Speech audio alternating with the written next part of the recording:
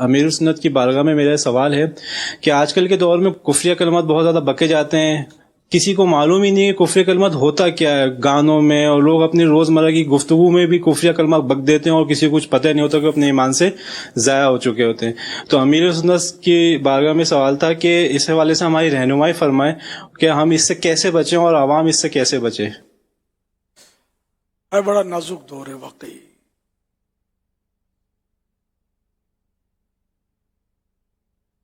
بات بات پہ لوگ کہہ سکتے ہیں کہ بعض لوگ بکرے ہوتے ہیں کفریات۔ اللہ پاک ایمان سلامت رکھے۔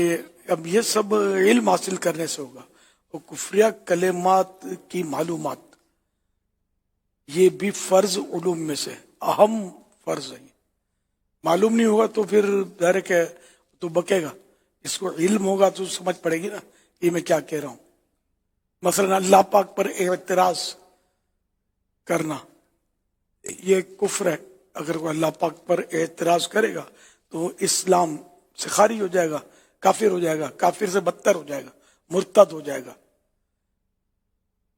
نکاح بھی ٹوٹ جائے گا، اور سارے اعمال اس کے برباد۔ حج کیا تھا تو وہ بھی گیا، نیک اعمال برباد، گناہ باقی ہیں۔ اب نئے سرے سے اسلام قبول کرے، اس کفر سے توبہ کرے، مسلمان ہو، اور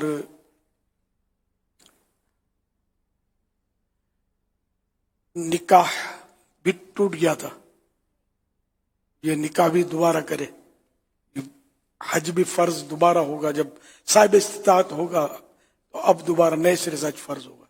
بہت نازک معاملہ ہے۔ تو اب یہ کہ کون سا کفر ایسا ہے کہ جس سے یہ سب ہوتا ہے، اس کی بھی اپنی الگ معلومات ہیں۔ یہ ایک بہت نازک ٹاپک ہے۔ تو یہ میں نے ایک پوائنٹ دیا، اللہ پر اعتراض۔ اب جیسے کہ ہمارے ہم جب کسی کا انتقال ہوتا ہے نا تو اللہ پر اعتراض بعض اوقات کیا جاتا ہے۔ مثلا جوان موت ہو گئی تو کہہ دیتے ہیں کہ یا اللہ جو اس کی جوانی پر رحم نہیں آیا، جو اس کو لے لیا۔ اب یہ وہ کفر ہے کہ جس سے ایمان چلا جائے گا، نکاح بھی ٹوٹ جائے گا، گیا، کافر سے بدتر ہو گیا، ہمیشہ جہنم میں رہے گا اگر نئے سرے سے مسلمان نہیں ہوگا تو۔ اس کیفیت میں اگر نکاح بھی کیا اس نے تو نکاح ہوگا نہیں، اس کا سب نئے سرے سے مسلمان ہونے کے بعد ہی کرنا پڑے گا۔ اس کیفیت میں حج بھی کیا تو وہ نہیں ہوگا، نمازیں پڑھی تو بھی نہیں ہوں گی۔ بہت نازک معاملہ ہے۔ اسی طرح مطلب یہ بھی کہتے ہیں یا اللہ اس پھول جیسے بچے پر بھی تجھے ترس نہیں آیا، اس کو لے لیا تو نے، یعنی بچے کی موت پر۔ یہ بھی اسی طرح کا کفر ہے، گیا ایمان۔ بعض اوقات یہ کہتے ہیں یا اللہ، نہیں یہ کہتے ہیں یعنی کسی آدمی کو جو تھوڑا نیک ہو نا اور وہ فوت ہو جائے تو بولیں گے ہاں بھائی اللہ کو بھی نیک لوگوں کی ضرورت ہوتی ہے۔ یہ بھی کفر ہے۔ اللہ پاک کو تو کسی کی ضرورت نہیں ہے۔ اللہ تعالی غنی ہے، غنی من بے پرواہ، اس کو کسی کی ضرورت نہیں ہے، حاجت مند نہیں ہو، حاجت مند ہم لوگ۔ یہ بھی کہا جاتا ہے نیک لوگوں کی ضرورت ہوتی ہے، جلدی بلا لیتا ہے۔ توبہ استغفر اللہ۔ حضرت نوح علیہ السلام سے بڑھ کر کون نیک ہوگا؟ بیچ ہے۔ تو 1600 سال ان کی عمر ہوئی، غالباً 1600 سال دنیا میں ظاہری طور پر حیات رہے۔ اگر اللہ کو ضرورت ہوتی نیک لوگوں کی تو نیکوں کے سردار تھے، اتنا عرصہ دنیا میں کیوں رہنے دیا اس کو؟ یہ میں سمجھانے کے لیے عرض کر رہا ہوں۔ تو اللہ پاک کو کسی کی بھی ضرورت نہیں ہے۔ یہ کفر ہے، یہ جو بولتے ہیں نا اللہ کو ضرورت پڑی تو اس کو بلا لیا۔ اور نیک لوگوں کو ضرورت ہوتی ہے، نیک لوگوں کی ضرورت ہوتی ہے اللہ کو، معاذ اللہ ثم معاذ اللہ۔ تو اب یہ کہ یہ کتنا سافٹ سینٹینس ہے، ہاں بھائی نیک لوگوں کی تو اللہ کو بھی ضرورت ہوتی ہے، تو دو چار ہاں ہاں کر رہے ہوتے ہیں۔ تو جو سمجھ کر اس بات کو ہاں کرے گا وہ بھی گیا، ایمان اس کا بھی جا چکا۔ کفر میں ہاں ہاں کی نا اس نے۔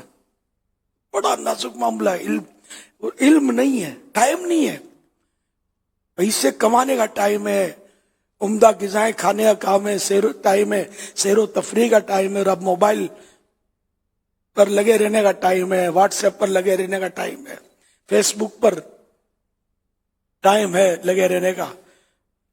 अपनी आखिरत बचाने का टाइम नहीं है, दीन बचाने का टाइम नहीं है, ईमान बचाने का टाइम नहीं है। अफसोस, 7 करोड़ अफसोस। वो इस मालूमात के लिए मकतबतुल मदीना ने किताब छपी है, कुफरिया कलेमात के बारे में सवाल जवाब। ये सबको पढ़नी ही नहीं, घोल कर पी लेनी चाहिए।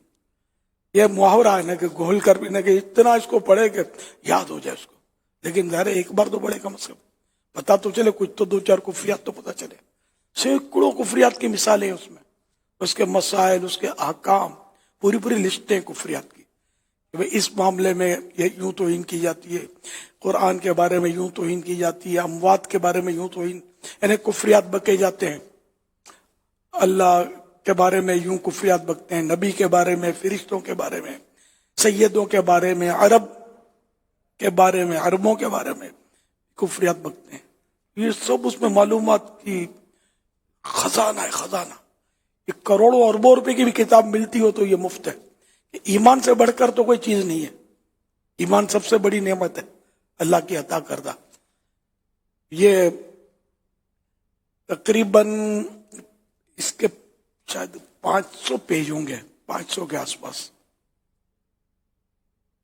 बल्कि कम हो तो भी, अब मैं भूल गया हूं कितने पेज हैं। मकतबतुल मदीना से ले लें, ज्यादा महंगी भी नहीं होगी, आप इसको ले लें, या अपनी वेबसाइट पर, दावत इस्लामी की वेबसाइट से डाउनलोड कर रहे तो बिल्कुल मुफ्त हो जाएगी। इसको पढ़ें, इंशाअल्लाह बहुत फायदा होगा आपको, बहुत ही फायदा होगा।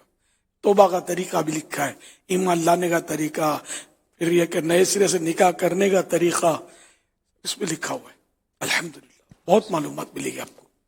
सल्लु अलल हबीब सल्लल्लाहु अलैहि 675, तकरीबन 750 सफ़हात हैं। अच्छा, 750 सफ़े। इसके तकरीबन 675 पेजेस हैं इसके, और इसका हदीया, ये इस कॉस्ट इंशाअल्लाह। इंशाअल्लाह। सल्लु अलल हबीब।